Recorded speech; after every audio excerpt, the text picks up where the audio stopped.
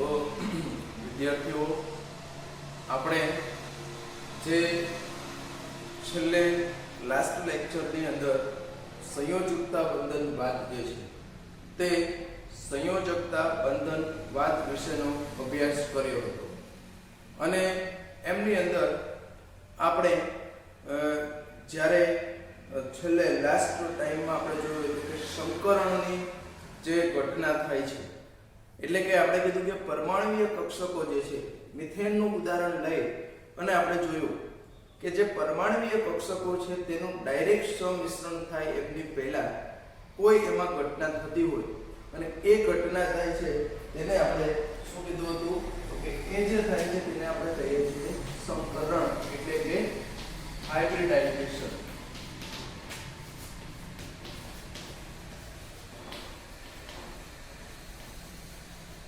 હવે આ જે હાઇબ્રિડાઇઝેશનની જે ઘટના થાય છે સંકરણની ઘટના, તો પહેલા આપણે સમજી લઈએ કે સંકરણ એટલે એક્ચ્યુઅલી શું છે.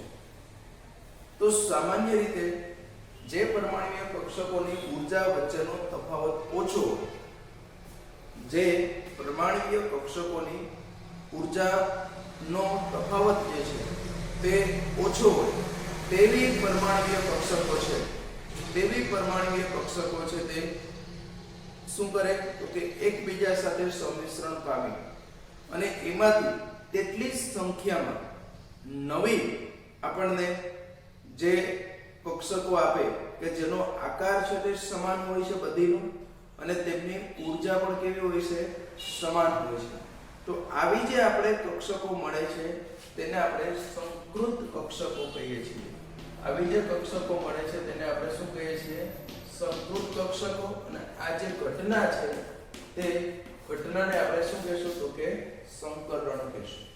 એટલે કે અહીંયા ફરી પાછું કહું કે જે પરમાણુય કક્ષકો વચ્ચે ઊર્જાનો તફાવત ઓછો હોય તેવી પરમાણુય કક્ષકો સંમિશ્રણ પામીને તેમાંથી તેટલી જ સંખ્યામાં નવી કક્ષકો આપે કે જેનો આકાર જે છે તે સમાન હશે તેમજ તેમની ઊર્જા છે તે પણ સમાન હશે. તો આવી જે નવી કક્ષકો નિર્માણ થાય છે તે કક્ષકોને આપણે કહીએ છીએ સંકૃત કક્ષકો અને આ જે ઘટના જોવા મળે છે તેને આપણે કહીએ છીએ સંકરણની ઘટના છે તે કહીએ છીએ. હવે અહીંયા જે આપણને સંકરણની જે ઘટના બને છે તે સંકરણની લાક્ષણિકતાઓ વિશે આપણે થોડુંક જોવાનું છે. તો હમણાં જ મેં તમને કીધું કે સામાન્ય રીતે કેવી પરમાણુય કક્ષકો તો કે જે સંકરણ પામે છે, જે પરમાણુય કક્ષકો સંકરણ પામે છે તેની સંખ્યા જે છે તે કેટલી હોય તો કે જેટલી પરમાણુય કક્ષકો સંકરણ પામે છે તેટલી જ એમાંથી આપણને નવી સંકૃત કક્ષકો. એટલે દાખલા તરીકે એક S અને એક P એટલે કુલ 2 હોય તો એમાંથી 2 આપણને સંકૃત કક્ષકો મળે છે. એક S અને 3 P હોય તો આપણને એમાંથી કુલ 4 નવી સંકૃત કક્ષકો મળે છે. એટલે ટૂંકમાં મારે કહેવું હોય તો જેટલી કક્ષકોનું પરમાણુય કક્ષકોનું સંમિશ્રણ થાય, સંકરણ થાય એટલી જ આપણને નવી છે તે શું મળે છે તો કે સંકૃત કક્ષકો મળે છે. હવે હમણાં આપણે બીજી લાક્ષણિકતા એટલે પહેલી લાક્ષણિકતામાં આપણને કીધું કે જેટલી પરમાણુય કક્ષકો હોય એમાંથી આપણને તેટલી શું મળે તો કે સંકૃત કક્ષકો. બીજી લાક્ષણિકતામાં હું શું કહીશ તો કે જેટલી સંકૃત કક્ષકો છે એ બધી સંકૃત કક્ષકો કેવી હોય તો કે એ સમાન આકાર અને કેવી હોય છે તો કે સમાન ઊર્જા ધરાવતી હોય છે. આ સંકૃત કક્ષકો શું હોય છે તો કે સમાન આકાર અને આપણે કહી શકીએ કે સમાન ઊર્જા છે તે ધરાવતી હોય છે. બરાબર છે. એટલે આ એની બીજી આપણે લાક્ષણિકતાની વાત કરી. ત્રીજી મહત્વની આપણે લાક્ષણિકતા લેશું તો જેટલી અહીંયા આપણને દાખલા તરીકે કોઈ શુદ્ધ પરમાણુય કક્ષકો છે તો તે શુદ્ધ પરમાણુય કક્ષકો હોય એ પરમાણુય કક્ષકો કરતા જે આપણને આ સંકૃત કક્ષકો મળે છે તે સંકૃત કક્ષકો જે છે તે બંધમાં શું કરે છે તો કે સારી રીતે, બરાબર છે, પહેલાની સરખામણીમાં આ કક્ષકો છે તે બંધમાં સારી રીતે છે તે. તો અહીંયા આપણે કીધું કે સંકૃત જે સાદી પરમાણુય કક્ષકો હોય એના કરતાં જે આપણી સંકૃત કક્ષક છે તે વધુ સારી રીતે, એટલે જેને આપણે કહીએ કે અસરકારક જે છે તે અસરકારક રીતે બંધ છે તે બનાવી શકે. બરાબર છે, એ આપણી છે તે વધારે અસરકારક રીતે બંધ છે તે બનાવતી હોય છે.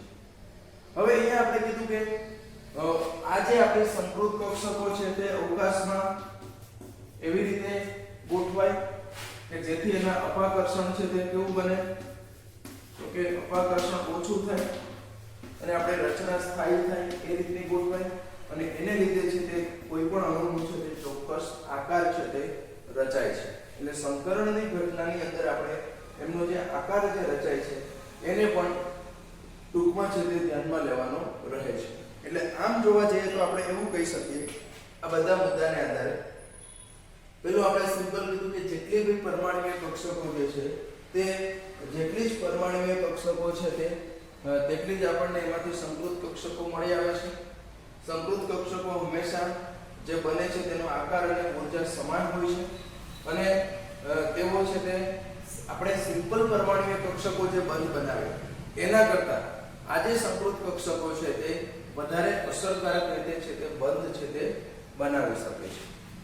સાથે સાથે આપણે કીધું કે આ જે સંકૃત કક્ષકો રચાય છે તે અવકાશમાં એવી રીતે ગોઠવાય છે કે જેથી કરીને એનું જે અપાકર્ષણ છે તે અપાકર્ષણ છે તે ઓછામાં ઓછું થાય અને પોતે છે તે શું કરે, તો કે અપાકર્ષણ ઓછામાં ઓછું થાય અને પોતે છે તે સ્થાયી રચના છે તે પ્રાપ્ત કરે છે. એટલે કે એનો છે તે ચોક્કસ આકાર છે તે રચાય છે. આ એક વાત થાય સંકૃત કક્ષકોની લાક્ષણિકતાની વાત. હવે આપણે બીજો એક પોઈન્ટ લેવાનો છે કે સામાન્ય રીતે કેવી પરમાણુય કક્ષકો છે કે જેઓ સંકરણની અંદર છે તે ભાગ લેશે. બરાબર છે, કેવી આપણી પરમાણુય કક્ષકો છે કે જે સંકરણની અંદર છે તે ભાગ લેશે. તો આ કક્ષકોની જો આપણે અહીંયા વાત કરીએ તો પહેલા જ મેં તમને કહી દીધું છે એમના વિશે તો કે સામાન્ય રીતે સંકરણમાં ભાગ લેતી પરમાણુય કક્ષકો છે તેમની ઊર્જા છે તે એનો તફાવત છે, એમની ઊર્જાનો જે તફાવત છે તે ઊર્જાનો તફાવત છે તે કેવો હોવો જોઈએ, તો કે એમની ઊર્જાનો તફાવત છે તે બને ત્યાં સુધી છે તે ઓછો હોવો જોઈએ. બરાબર છે, એનો તફાવત છે તે ઓછો હોવો જોઈએ. આ એક વસ્તુ. બરાબર. બીજી અહીંયા આપણે વાત જો કરવી હોય તો સામાન્ય રીતે જે પરમાણુય કક્ષકો છે તે કેવી હોય, તો કે માત્ર ને માત્ર સંયોજકતા કક્ષામાં રહેલી જે પરમાણુય કક્ષકો છે. બરાબર છે, જેને આપણે નિષ્ક્રિય વાયુ જેવી રચના પ્રાપ્ત કરેલી જે કોર અંદરની જે ભાગ છે તે અંદર રહેલી પરમાણુય કક્ષકો છે તે કોઈ દિવસ સંકરણમાં ભાગ લેતી નથી.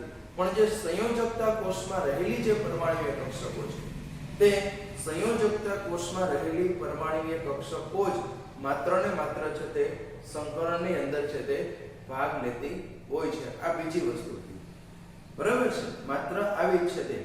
ત્રીજી વસ્તુ કે જ્યારે આ સંકરણમાં ભાગ લે છે ત્યારે આપણે એવું કીધું તો તેની અંદર ઇલેક્ટ્રોનનું પ્રમોશન એટલે કે ઇલેક્ટ્રોનની બઢતી, એટલે એનો અર્થ એવો થયો આપણે જે કહીએ ને એની ભૂમિ અવસ્થા અને ઉત્તેજિત અવસ્થા.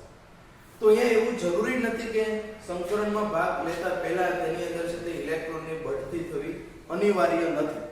બરાબર છે, એની બઢતી થવી છે તે આપણે કહી શકીએ કે અનિવાર્ય છે તે હોતી નથી. બરાબર, એ અનિવાર્ય શરત નથી. ચોથી ખૂબ મહત્વની કન્ડિશન આપણી એ છે કે આજે આપણી પરમાણુય કક્ષકો છે, આ આપણી પરમાણુય કક્ષકો છે તે શું હોય, તો કે એમની અંદર એવું જરૂરી નહીં આ સંકૃત કક્ષકો કે પરમાણુય કક્ષકો કે જેની પાસે એક જ ઇલેક્ટ્રોન હોય, કે એવું જરૂરી નથી કે આવી જ પરમાણુય કક્ષકો સંકરણમાં ભાગ લે કે જેની પાસે એકી ઇલેક્ટ્રોન હોય.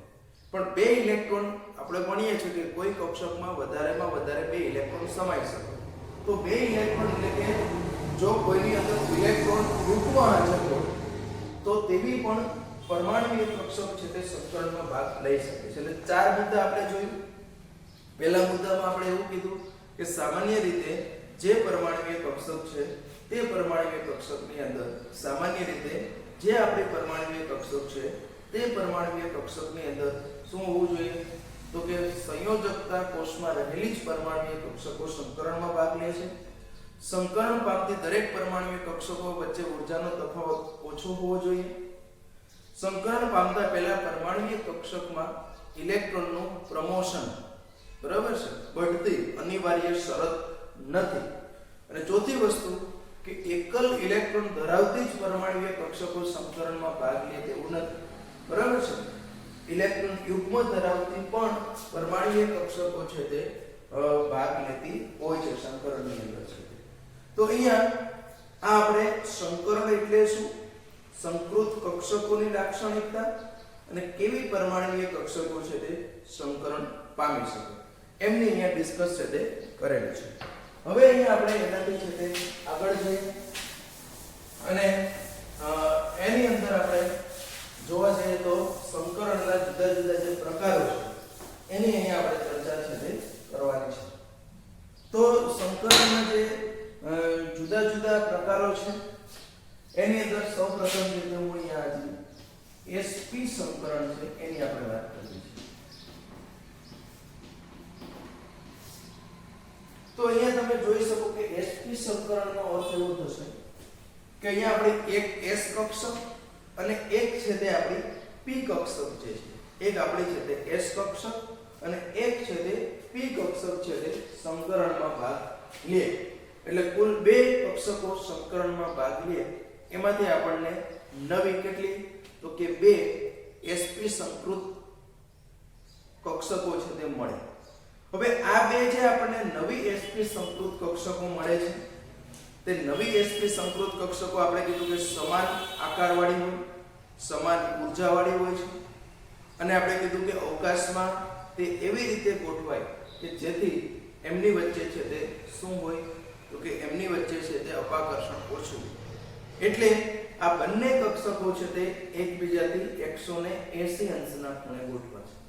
એટલે કે તે તેઓ રેખીય આકાર ધરાવે છે અને આ રેખીય આકાર ધરાવતો હોવાથી એને આપણે ઘણી વખત છે તે વિકર્ણીય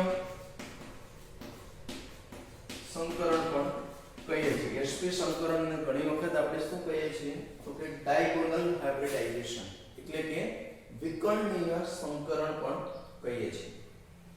બીજું અહીંયા s અને p નું પ્રમાણ સરખું છે એટલે આપણે એમાં કહી શકીએ કે 50% છે તેની s લાક્ષણિકતા છે અને 50% જે છે તેમાં શું હશે તો કે p લાક્ષણિકતા છે, બરાબર છે. એની અંદર છે તે 50% જે છે તે 50% છે તે આપણી s લાક્ષણિકતા હશે અને બાકીના 50% છે તે એની શું હશે તો કે p લાક્ષણિકતા જે છે તે આપણને જોવા મળશે.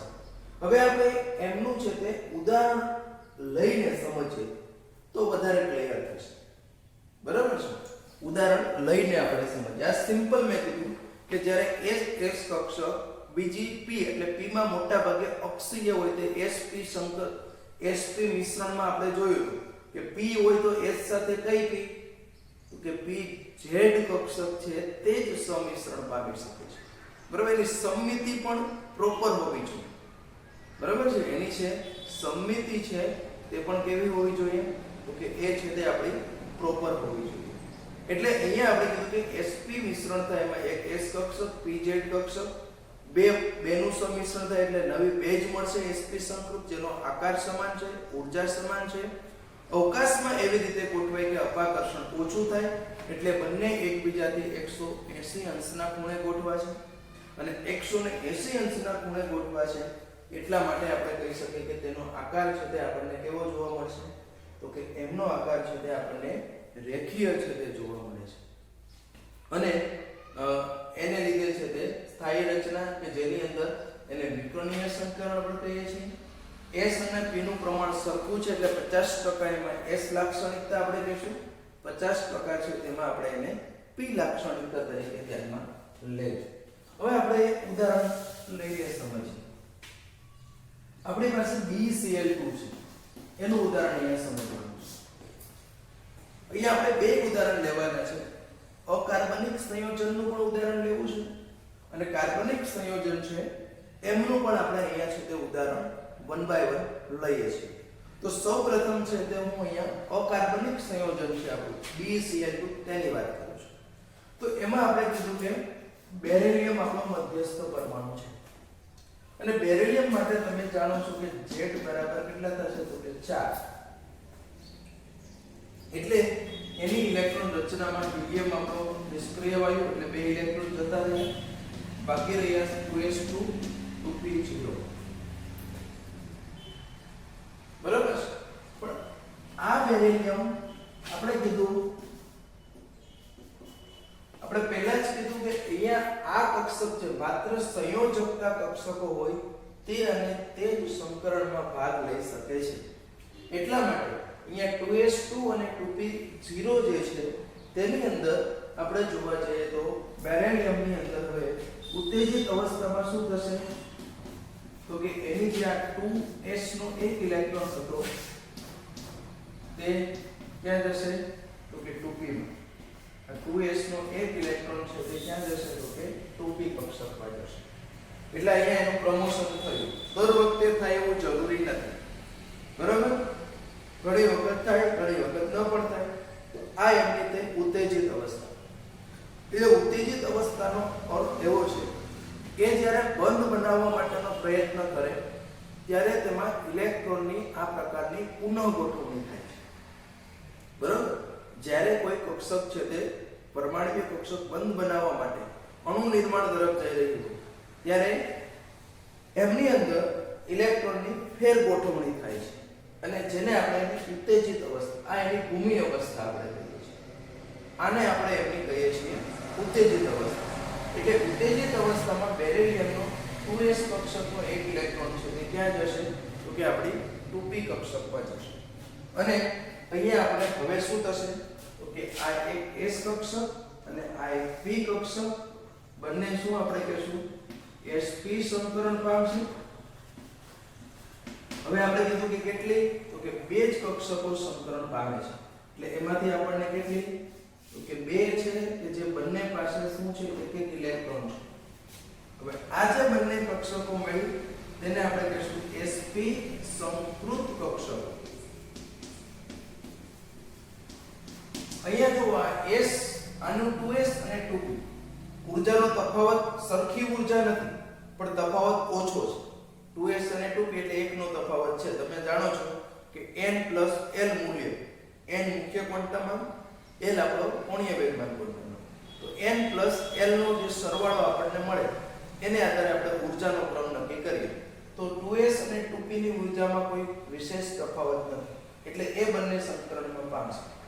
પણ અહીંયા તમે જુઓ કે s કક્ષક છે તે ગોળાકાર છે જ્યારે p કક્ષક આપણી જે છે તે p કક્ષક કેવો આકાર ધરાવે છે તો કે p કક્ષક છે તે આપણી ડમ્બેલ આકાર ધરાવે છે. પણ એમાંથી જે આપણને નવી જે બે મળી, જેટલી સંકરણ પામે એટલી જ આપણને મળી બે, બંને પાસે એક એક ઇલેક્ટ્રોન છે. અને આ જે નવી મળી તેને આપણે કહીશું sp સંકૃત કક્ષકો કે જે બંનેનો આકાર પણ સરખો હશે અને બંનેની ઊર્જા પણ કેવી હશે તો કે સરખી જ હશે.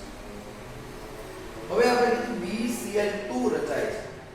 એટલે હવે આ બંને સાથે આપણો જે ક્લોરીન છે, અહીંયા ક્લોરીન અને અહીંયા છે તે ક્લોરીન, એટલે આ આપણું છે તે BeCl2 રચાય કે જેમાં ક્લોરીનની સંયોજકતા કક્ષક જે pz કક્ષક હશે એ pz કક્ષક છે તે અહીંયા ઇલેક્ટ્રોનની ભાગીદારી કરી અને આ કયો તો કે સિગ્મા બંધ છે તે રચે છે.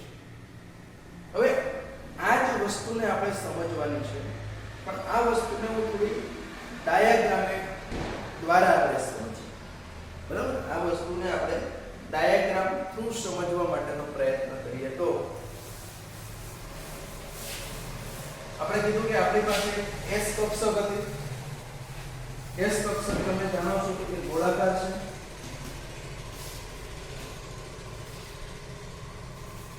બરાબર? એમાં છે તે પ્લસ વીજભાર છે. પ્લસ આપણે કીધી કે p કક્ષક ઘણી હોય પણ આપણે કઈ લેવી છે તો કે pz તો s અને pz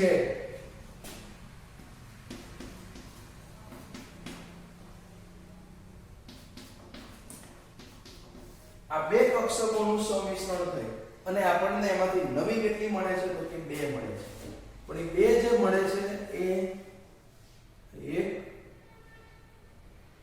અને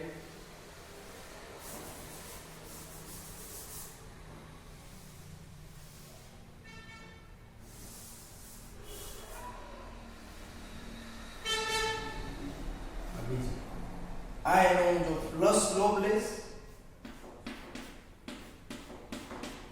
તો આ એનો કયો થશે તો કે માઈનસ આ જે મળી આપણને આ s હતી આ pz હતી આ જે મળી તે આપણને sp સંકૃત કક્ષક મળી અને એ બંને એકબીજાથી કેટલા તો કે 180 અંશના ખૂણે છે આ બંને કક્ષકો એકબીજાથી કેટલા તો કે 180 ડિગ્રી છે બરાબર એટલે કે એમનો જે આકાર છે તે કેવો બનશે તો કે રેખીય એટલે હવે આ પેરેડિયમની વાત કરીએ તો હજી આપણે BCl2 જો દર્શાવવું હોય તો આવું થશે આપણો બેરિલિયમ છે મધ્યસ્થ આ એટલે આ એમની છે તે સંકૃત કક્ષકો આપણે લીધી છે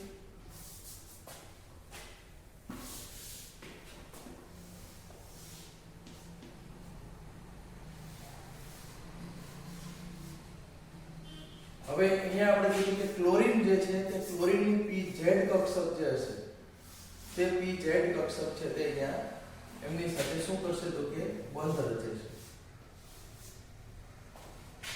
છે આ Cl ની છે આ પણ Cl ની છે આ છે તે બેરિલિયમ ની છે અહીંયા આ પ્લસ આ પ્લસ આ પ્લસ આ પ્લસ થયું આ છે તે આપણો માઈનસ માઈનસ માઈનસ અને માઈનસ આ જે રચના છે તે કેવી છે તો કે રેખીય રચના છે એટલે મોટા ભાગે આપણે એવું કહી શકીએ કે જ્યારે sp સંકરણ થતું હોય છે જ્યારે sp સંકરણ થતું હોય છે ત્યારે sp સંકરણની અંદર છે તે જે અણુ બનતો હોય છે તેનો શું થાય તો કે તે અણુનો આકાર છે તે આપણે કહી શકીએ કે કેવો હોય છે તો કે તે અણુનો આકાર છે તે રેખીય હોય છે બરાબર છે તે અણુનો આકાર છે તે રેખીય આપણને જોવા મળતો હોય છે તો અહીંયા આપણે જે વાત કરી તે sp સંકરણ ત્યાર પછી હવે આપણે આગળ જવું છે તો તેમાં આપણે જે તે sp2 સંકરણ છે તેની વાત કરવી છે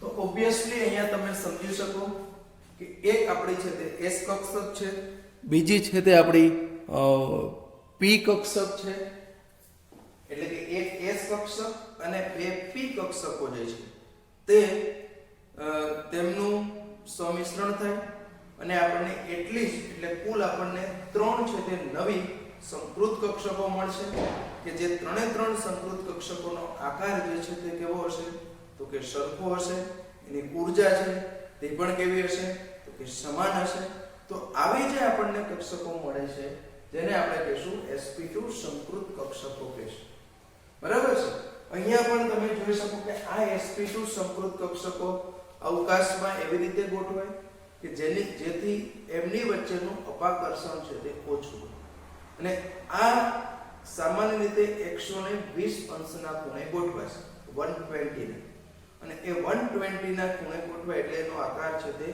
સમતલીય ત્રિકોણ રચના જોવા આપણને મળે છે બરાબર છે બીજી વસ્તુ અહીંયા આપણે s છે તેનું પ્રમાણ ઓછું છે એટલે આપણે કહી શકીએ કે સામાન્ય રીતે અહીંયા છે તે કેટલું થશે તો કે 25% છે તે s લાક્ષણિકતા છે એટલે કે sp2 સંકૃત કક્ષક જે બનશે તેમાં s કક્ષકનું કોન્ટ્રીબ્યુશન 25% છે અને 75% જે છે તે 75% કોનું થશે તો કે p કક્ષક જે છે તેનું બરાબર છે એટલે કે sp2 એટલે અહીંયા ડબલ છે એટલે આપણે ખરેખર તો 25 ને sp3 માં જોવા મળશે, આપણને અહીંયા 33% જેવું આપણને જોવા મળશે. અને અહીંયા છે તે આપણે બાકીની જે છે 33% S લાક્ષણિકતા છે અને 66 એપ્રોક્સિમેટલી છે તે શું હશે તો કે P લાક્ષણિકતા આપણને જોવા મળશે. બરાબર, અને આપણને એમાંથી sp2 સંકરણ છે તે જોવા મળે છે. હવે આપણે એમને પણ ઉદાહરણ લઈને સમજીએ. એના માટે હું BCl3 નું મારે ઉદાહરણ લઈશ. તો અહીંયા બોરોન આપણો છે, બોરોન એટલે Z બરાબર 5 એટલે એનો હિલિયમ અને 2s2 2p1 થશે. 2 ને 2 4 ને 1 5 ઇલેક્ટ્રોન અહીંયા થયા એટલે કે 2s2 2p1 જે છે તે અહીંયા આપણને જોવા મળે છે. તો અહીંયા 2s2 2p1 જે રચના જોવા મળી એની અંદર જો આપણે આગળ જઈએ તો હવે શું થશે તો કે આ રચનાની અંદર હવે જો આપણે જોવા જઈએ તો અહીંયા આપણું 2s2 2p1 છે એની અંદર હવે અહીંયા બોરોન આપણો છે તે ક્યાં જશે તો કે ઉત્તેજિત અવસ્થામાં જશે એટલે કે B સ્ટાર. અને એ બોરોન જ્યારે ઉત્તેજિત અવસ્થામાં જશે ત્યારે આપણો 2s નો એક ઇલેક્ટ્રોન છે તે ક્યાં જશે કે 2p કક્ષકમાં જશે. બરાબર છે, 2s નો જે ઇલેક્ટ્રોન છે તે ક્યાં જશે તો કે 2p કક્ષકમાં જશે. એટલે હવે અહીંયા એક s કક્ષક અને બે છે તે આપણી p કક્ષક એટલે તે કેવી કે sp2 સંકરણ પામશે. પરમાણુય કક્ષકો વચ્ચે ઊર્જાનો તફાવત ઓછો છે. જે નવી આપણને મળે છે તે કેટલી મળશે કે 3 મળશે, જે દરેક પાસે એક એક ઇલેક્ટ્રોન છે. એટલે આ જે મળી તે 3 છે તે સમાન શક્તિ ધરાવશે, આકાર પણ સમાન છે. એને આપણે કહીશું sp2 સંકૃત કક્ષકો. હવે આ sp2 સંકૃત કક્ષકો છે તે શું કરશે તો કે એકબીજા સાથે હવે છે તે બંધન નિર્માણ કરશે. એટલે કે અહીં આપણે ક્લોરીન લીધું છે તો તે ક્લોરીન સાથે, બરાબર છે. પછી તમે જે આપણે લઈએ તે અહીંયા કહી શકીએ કે હાઇડ્રોજન લઈએ તો હાઇડ્રોજન જે આપણો હોય છે તે તો આ રીતનું અંદર જોવા મળશે BCl3. તો આ આપણે સિમ્પલી સમજીએ. હવે આપણે એનું થોડું કક્ષકોનો કોન્સેપ્ટ આકાર લઈને એમને છે તે સમજવા માટેનો પ્રયત્ન કરીએ. તો આપણે કીધું કે અહીંયા એક S કક્ષક અને બે P કક્ષકનું સંમિશ્રણ પામે છે. એટલે કે અહીંયા આવું થશે કે ભાઈ આપણી આ x y અને z છે. અહીંયા આપણે જે મિડલ ની અંદર છે તે આપણી S કક્ષક આવશે. પછી અહીંયા છે તે એક આપણી P કક્ષક અને એક છે તે આ S કક્ષક. બરાબર, આ પ્રકારની છે તે આ આપણું થયું sp2 મિશ્રણ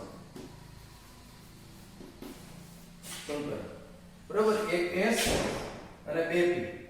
હવે એ જ્યારે રચાય ત્યારે એમાંથી જે રચના એક્ચ્યુઅલી નિર્માણ કરશે એમાંથી જે નવી સંકૃત કક્ષકો બનશે તે આપણે કીધું કે એકબીજા સાથે કેટલા તો કે તે છે તે એકબીજા સાથે છે તે 120 અંશના ખૂણે. એટલે કે એનું નાનું એવું બીજું લઈ લઉં છું.